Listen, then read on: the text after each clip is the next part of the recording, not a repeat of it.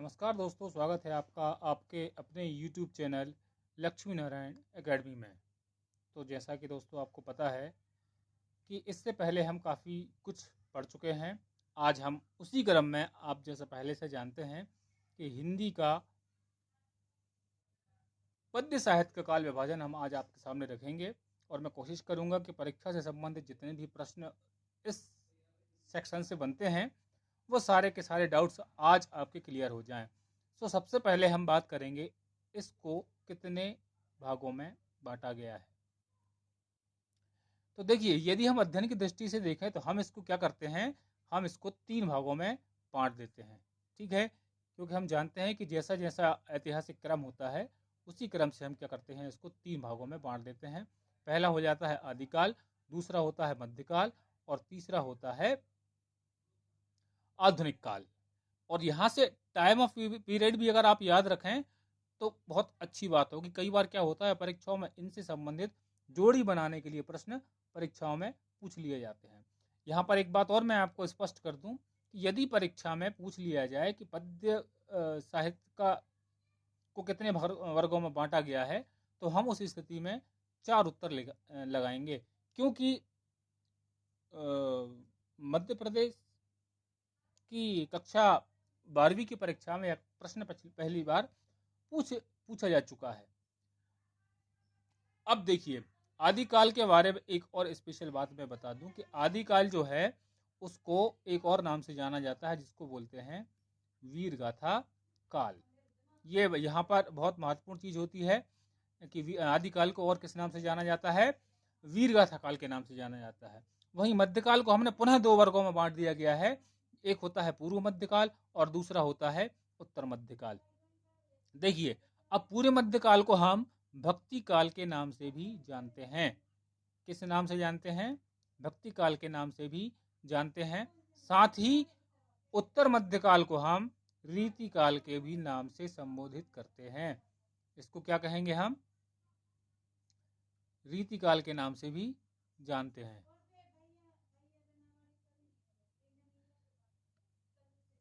यहाँ पर आपको ये ध्यान रखना पड़ेगा कि देखिए, जहाँ पूर्व मध्य काल को हम भक्ति काल के नाम से जान रहे हैं, वहीं पर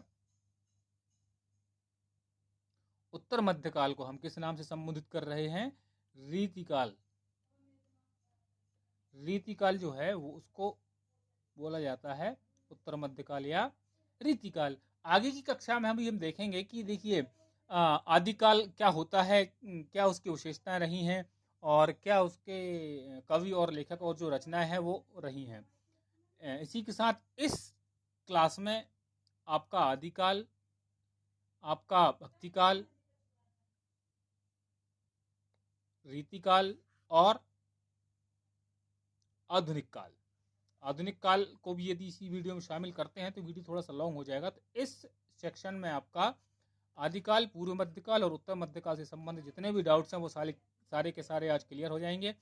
और अभी जो आपका एग्जाम होने वाला है क्वार्टरली, उसमें आपको काफ़ी सारा बेनिफिट इससे देखने को मिलेगा। तो आगे हम चलते हैं, बात करते हैं सबसे पहले आदिकाल की। तो इसको हमने पहले भी बताया था कि आदिकाल को हम अन्य किस नाम से जानते हैं, आदिकाल को हम वीरगाथा काल के नाम से भी जानते हैं। अब देखिए, विशेषताएं क्या है, तो विशेषताएं आपको याद करने की आवश्यकता नहीं है। इमेज में याद यदि आप देखेंगे तो पाएंगे कि देखिए यहाँ पर क्या हो रहा है, युद्ध वगैरह सारे चल रहे हैं।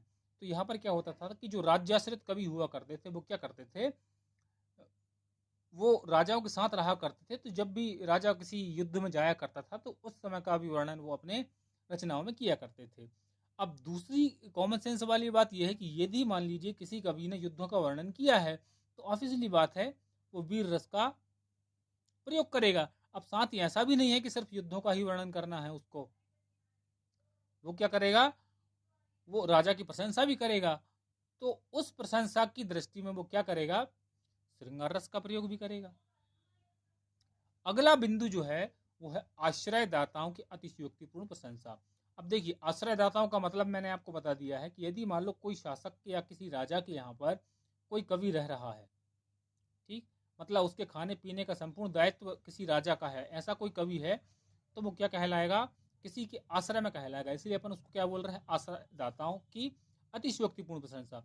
अतिशयोक्ति का अर्थ ये है कि जितनी तारीफ की जाना चाहिए उससे अधिक तारीफ यदि किसी की जा रही है तो वो कहलाती है अतिशयोक्तिपूर्ण। मतलब असंभव बातों को भी बता देना ही अतिशयोक्तिपूर्ण प्रशंसा कहलाती है। अगली चीज है कल्पनाओं की अधिकता। अगली जो विशेषता है वो क्या है? कल्पनाओं की अधिकता। मतलब कवियों ने तथ्यों को आधार न मानकर कल्पनाओं के आधार पर अधिकांश रचनाएं की, इसीलिए इस की विशेषता के अंतर्गत हम क्या देख रहे हैं? कल्पनाओं की अधिकता। अगली विशेषता है इसकी ऐतिहासिकता का अभाव। अब देखिए ये दोनों बातें जो है एक दूसरे की पूरक हैं। पूरक से मेरा मतलब ये है कि देखिए यदि किसी रचना में कल्पना की अधिकता रहेगी, इसकी कल्पना की अधिकता रहेगी तो बात ऑब्वियसली बात है कि ऐतिहासिकता का उसमें अभाव निश्चित रूप से हमें देखने को मिलेगा ही मिलेगा। अब देखिए ये जो हमने सारी की सारी विशेषताएं देखी हैं, ये सारी विशेषताएं जो हैं आप चाहे तो डायरेक्ट लिख सकते हैं या इनको हेडिंग बनाकर भी इनके बारे में लिख सकते हैं। कि जैसे हम लिखें मान लो युद्धों का सजीव वर्णन, तो अपन लिख सकते हैं कि आदिकाल या वीरगाथा काल के कवियों ने युद्धों का सजीव वर्णन किया है। उदाहरण के रूप में हम किसको ले सकते हैं? हम चंद्रवरदाई को ले सकते हैं जिन्होंने पृथ्वीराज रासो की रचना की है। इस प्रकार से हम कई सारे उदाहरणों के माध्यम से भी इनको समझा सकते हैं। अब देखते हैं, अपन बात करेंगे इसके प्रमुख कवि और इनकी रचनाओं की। तो देखिए यहाँ पर आपको इमेज में क्या दिख रहा है? ये कौन बैठे हुए हैं? पृथ्वीराज चौहान बैठे हैं। और ये कौन बैठे हुए हैं? चंद्रवरदाई। ठीक है, तो पहली ही रचना कौन सी है? पृथ्वीराज रासो की रचित, सॉरी चंद्रवरदाई की रचित पृथ्वीराज रासो।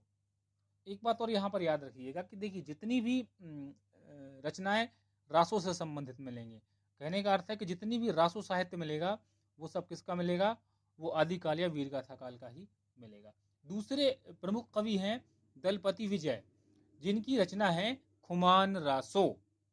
ये रचना इसलिए भी आवश्यक है कि प्रश्न कई बार परीक्षा में सीधे पूछ लिया जाता है और हम कोशिश भी करेंगे इसी की स्लाइड के अंत में आपको कुछ क्वेश्चन इससे संबंधित जो बोर्ड परीक्षाओं में बन सकते हैं उन पर भी हम चर्चा करेंगे। अगले प्रमुख कवि हैं जगनिक, जिनकी रचना है परमाल रासो। इसके बाद है नरपति नाल्ह, जिनकी रचना है बीसल देव रासो। और अंतिम जो है वो है नल सिंह, जिनकी रचना है विजयपाल रासो। अब इसका अर्थ ये नहीं है कि मैंने यदि आपको सिर्फ 5 रचनाएं बताई हैं तो वीरगाथा काल की यही 5 रचनाएं हैं। हमने उन रचनाओं को स्लाइड्स में रखा है जो कि कॉमन है, प्रचलित है और काफ़ी परीक्षाओं में पूछी जाती हैं। आप चाहें तो आपको वीडियो के डिस्क्रिप्शन में इसका पीडीएफ भी प्रोवाइड हम कर देंगे ताकि आप इसको पीडीएफ के माध्यम से भी एक बार रिवाइज कर सकें। अब देखिए हमने देखा था मध्यकाल को 2 हिस्सों में बांटा था। एक था हमारा पूर्व मध्यकाल, दूसरा था उत्तर मध्यकाल। तो हमने पूर्व मध्यकाल को किस नाम से जाना था? पूर्व मध्यकाल को हमने कहा था भक्तिकाल। तो उसी भक्तिकाल की हम बात करेंगे। तो देखिए विशेषताएं क्या हैं। सबसे पहले हम इसका वर्गीकरण एक बार देख लेते हैं। तो देखिए भक्तिकाल को हम क्या करते हैं? भक्तिकाल को हम 2 प्रकार से मानेंगे। सिंपल सी बात है कि यदि भक्ति की बात चल रही है तो भक्ति में या तो निर्गुण भक्ति धारा होगी या फिर सगुण भक्ति धारा होगी। अर्थात कहने का ये है कि या तो ईश्वर को सीधा माना जाएगा, अर्थात की स्थिति में लोग बिना ईश्वर की मूर्ति पूजा के भी ईश्वर पर विश्वास रखेंगे। वहीं अगर निर्गुण काव्य धारा की बात करेंगे तो निर्गुण काव्य धारा को भी हम 2 हिस्सों में बांट देते हैं। यानी कि ईश्वर को प्राप्त करने का निर्गुण भक्ति धारा के कवियों का मानना ये रहा है कि या तो हम ज्ञान के आधार पर ईश्वर को प्राप्त करेंगे या फिर प्रेम के आधार पर, जिसको हम सूफी काव्य धारा भी कहते हैं। अगर वहीं हम सगुण भक्ति धारा की बात करेंगे तो सगुण में या तो आप भगवान कृष्ण को मानोगे या भगवान श्री राम को मानोगे। इसलिए सगुण भक्ति धारा को पुनः 2 हिस्सों में बांट दिया गया है, कृष्णाश्रयी शाखा और रामाश्रयी शाखा। अब हम विस्तार से चर्चा करेंगे इनकी विशेषताओं की। अब चूंकि देखिए नाम क्या है इसका, भक्ति काल है, तो सीधी सी बात है कि ईश्वर की भक्ति इस काल में होगी। ठीक है, अब ईश्वर की भक्ति अगर होगी तो मीडिएटर कौन होगा? मीडिएटर होंगे गुरु। इसीलिए यहाँ पर गुरु के महाकाव्य वर्णन भक्ति काल में देखने को मिलता है। जब व्यक्ति ईश्वर पर विश्वास करता है, ईश्वर की भक्ति करता है, तो वो दुनिया के आडंबरों से मुक्त हो जाता है। इस कारण से वो किसको ज़्यादा प्रेफरेंस देगा? वो देगा सादा जीवन के लिए। तीसरी चीज मतलब अगला जो बिंदु है वो क्या है, समन्वय की भावना। कहने का अर्थ ये है कि इस काल के जो कवि रहेंगे वो हर एक परिस्थिति में समन्वय बनाने का प्रयास करेंगे कि हर एक परिस्थिति में वो तालमेल बना रहे।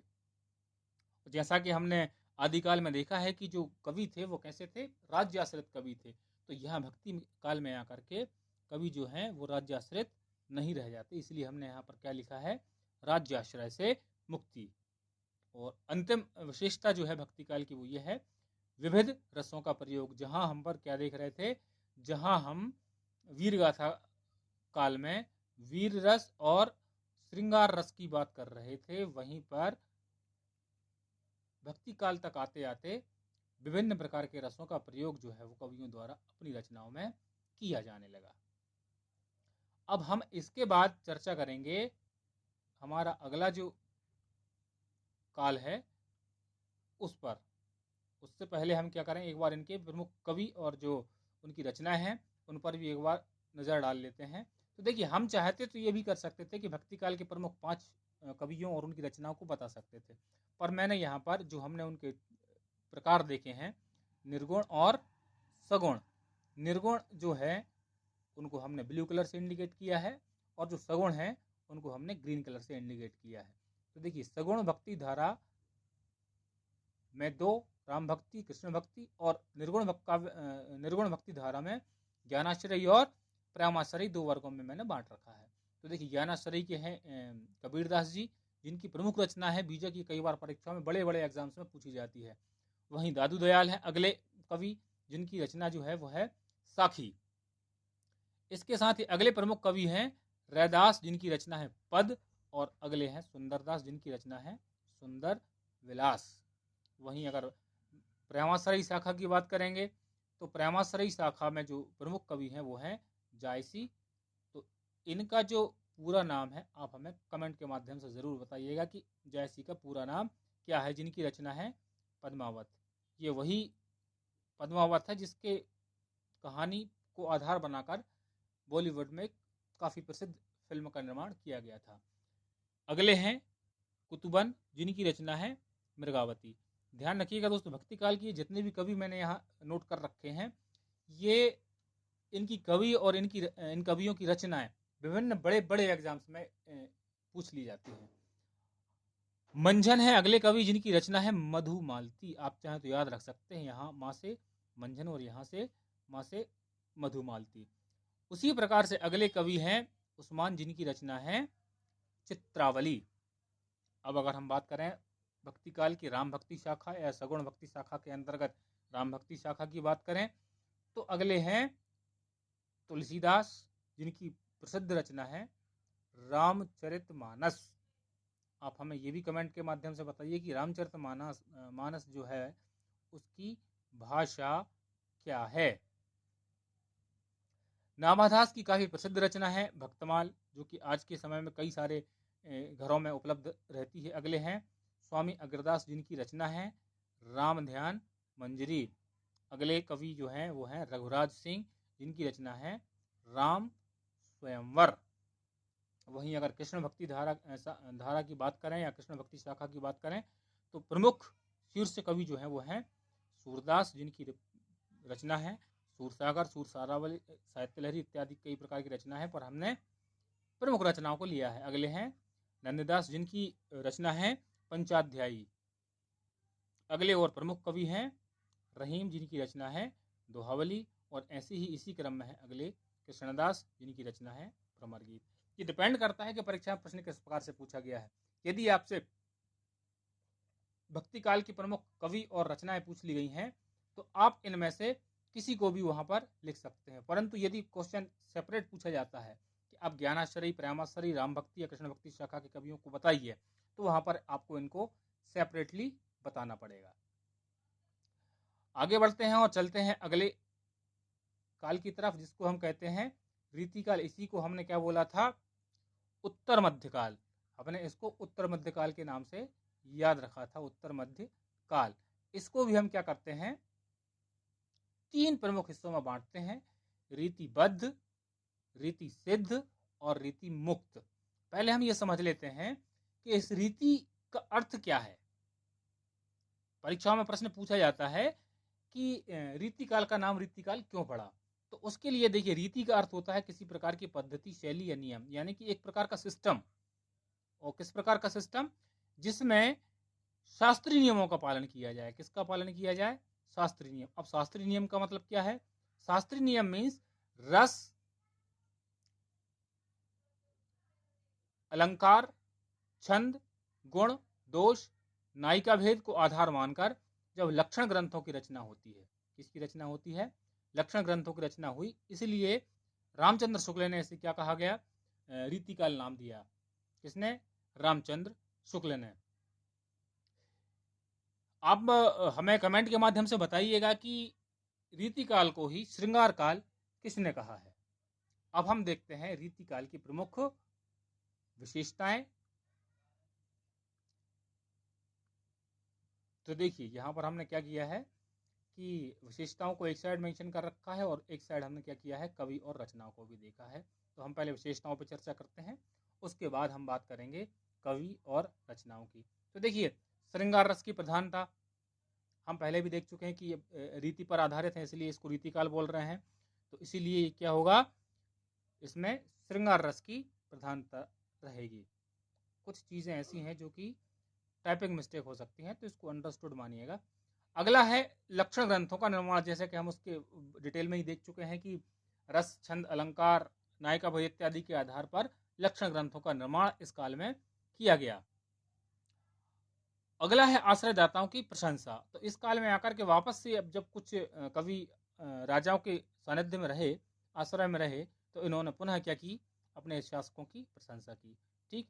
ब्रजभाषा और सवैया और दोहा छंदों का व्यापक प्रयोग होता है यहाँ पर। तो हम ये 5 बिंदुओं के आधार पर उनकी विशेषताओं को विस्तार से भी लिख सकते हैं, या फिर हम चाहें तो इसको सिर्फ और सिर्फ पॉइंट्स के माध्यम से भी बता सकते हैं। यहाँ पर हम बात करते हैं कवि और रचनाओं की। कवि और रचनाओं में प्रमुख नाम आता है केशवदास का, जिनकी रचना है रामचंद्रिका। ये कई बार वस्तुनिष्ठ प्रश्नों में भी देखने को मिलती है, केशवदास की रामचंद्रिका। दूसरे हैं बिहारी सतसई, इनकी एकमात्र रचना है और ये प्रसिद्ध कवि है रीतिकाल के, और लगभग 700 के आसपास श्लोक इसमें रहते हैं, इसलिए इसको क्या कहा जाता है? सतसई कहा जाता है। अगले हैं घनानंद, जिनकी रचना जो है सुजान सागर है। और अगले जो कवि हैं वो हैं मतीराम, जिनकी रचना है रसराज। और अगले कवि हैं रीतिकाल के भूषण, जिनकी रचना है शिवा बावनी। इन्होंने क्या किया है? शिवाजी, छत्रपति शिवाजी के विषय में काफ़ी सारी रचनाएं लिखी हैं। इनके बारे में एक और तथ्य भी सामने आता है कि रीतिकाल के ऐसे कवि का नाम पूछा जाता है कई बार जिसने वीर रस में रचनाएं लिखी हों। तो वो कौन है? वो भूषण ही हैं, जो शिवाजी के बारे में लिखते हैं। वीर रस प्रधान रीतिकाल के कोई कवि रहते हैं तो वो रहते हैं कवि भूषण। अब देखिए, इस पाठ पे आधारित अभी तक हमने जो कुछ भी देखा है, उसके अनुसार कौन कौन से प्रश्न परीक्षाओं में बनते हैं, हम एक बार उनको भी देख लेते हैं। तो देखिए, पहला क्वेश्चन जो है वो है हिंदी साहित्य का स्वर्ण युग किसे कहा जाता है? क्या पूछा गया है? स्वर्ण युग किसे कहा जाता है? तो देखिए, आदिकाल, भक्तिकाल, रीतिकाल या आधुनिक काल। तो देखिए, जो स्वर्ण युग जिसको कहा जाता है उसका सही उत्तर होगा भक्तिकाल। ये बिल्कुल सिंपल सा उत्तर है, आपको पहले से भी इसके बारे में पता होगा। रीतिकाल को श्रृंगार काल नाम किसने दिया? ये क्वेश्चन देखो, मैंने आपसे कमेंट्स के माध्यम से पूछा था, तो अब हम इसका क्या करते हैं, उत्तर इसका नहीं बताते हैं, आप इसको कमेंट के माध्यम से बताइएगा। देखिए, कुछ क्वेश्चन ऐसे हैं जो परीक्षाओं में पिछले वर्षों में पूछे जा चुके हैं। क्वेश्चन है प्रगतिवाद की 2 प्रमुख विशेषताएं एवं 2 कवियों के नाम उनकी रचनाओं सहित लिखिए। अगला है प्रयोगवाद की विशेषताएं बताते हुए 2 कवियों के नाम लिखिए। और अगला है छायावाद की 2 प्रमुख विशेषताएं एवं प्रमुख कवियों के नाम लिखिए। ये जो 3 क्वेश्चन हैं, इन 3 क्वेश्चनों के विषय में आप एक बार अध्ययन करिए। अगली जो वीडियो हमारी आएगी आधुनिक काल पर आधारित, उसके संबंध में जो संपूर्ण आधुनिक काल है, चाहे वो भारतेंदु युग हो, द्विवेदी युग हो, प्रगतिवाद हो, प्रयोगवाद हो, छायावाद हो या फिर नई कविता हो, इन सब बिंदुओं पर हम विस्तार से चर्चा करेंगे। अच्छा होगा यदि आप पहले से इनको थोड़ा सा पहले से पढ़े हुए रखेंगे तो चीज़ों को समझना आसान रहेगा। तो आशा करते हैं यह वीडियो आपको पसंद आया होगा। यदि आपको इससे कुछ सीखने को मिला हो तो चैनल को सपोर्ट करिए। मिलते हैं अगली वीडियो में। धन्यवाद।